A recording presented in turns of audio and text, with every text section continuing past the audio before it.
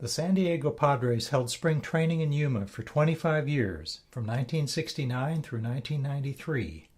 Over the years, Padres players and team officials frequently commented about the good, the bad, and the ugly aspects of their original spring training home. As he began his final season with the Padres in 1980, Dave Winfield complained to the LA Times about Yuma. "There's nothing to do here, nothing." When he published his autobiography a few years later, Winfield did more Yuma bashing, this time with humorous photographs and captions.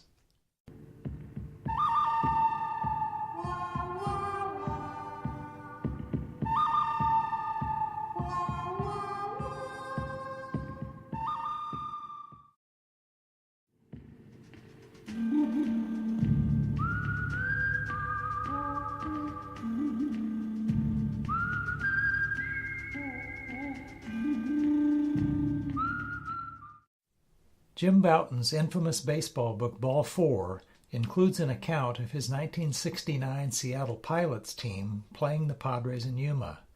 Spring training games that first year were played at Keegan Field near the Kennedy swimming pool.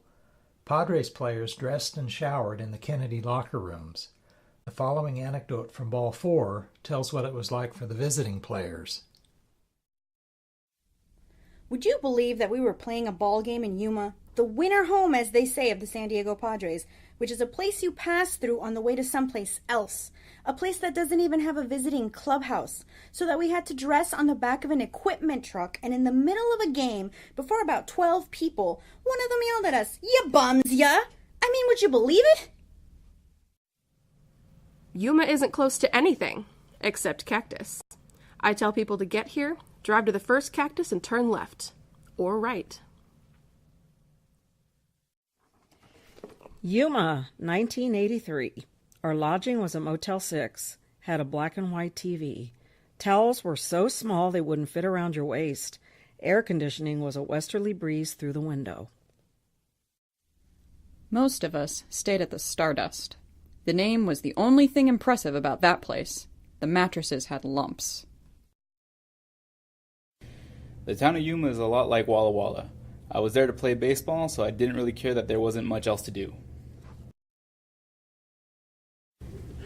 A lot of guys in uniform show up at our practices and games. When someone asks me the difference between the Padres camp and the Yankees camp, I replied, "Down in Florida, you get to see a bunch of beautiful young girls in bikinis.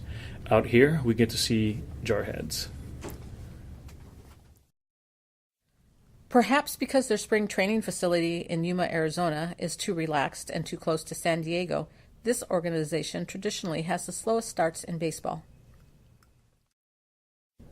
It's not where you'd probably like to be, but it's a nice place when you're there. Yuma was the best. We played baseball all day and cooked out every night. That was it. When we left there, we were ready for the season. I'd go out jogging in the morning and there would be all those RVs out there. Someone would always have a pancake for me. Then I would jog on back to the ballpark and get ready for the game. It really is fun coming back. This city has been very good to the San Diego Padres. It's neat for those of us who have played here, and I think it's important for the newer players to understand this is where the franchise's roots were. We didn't have the greatest facilities, but the fields were always kept up, and there couldn't have been better people than the Caballeros. Peoria is a wonderful place, but now it takes 6 hours to drive from San Diego. Obviously, not nearly as many Padre fans can see the team in spring training. Yuma will always be a good memory for the old-timers and me. We own this town. Nobody has been treated better than we were treated here. I don't believe that in the history of baseball has a city embraced a ball club the way Yuma embraced the Padres. I'm going to miss Yuma. I'm going to miss the short drive over. I'm going to miss the way that people treated us here with a lot of respect. A lot of the things I learned about baseball, I learned right here.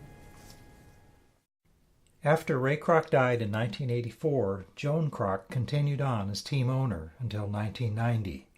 With new ownership, the Padres' days in Yuma were numbered. Peoria, Arizona built a massive, state-of-the-art baseball complex at a cost of $32 million, and the Padres signed a 20-year spring training agreement beginning with the 1994 season.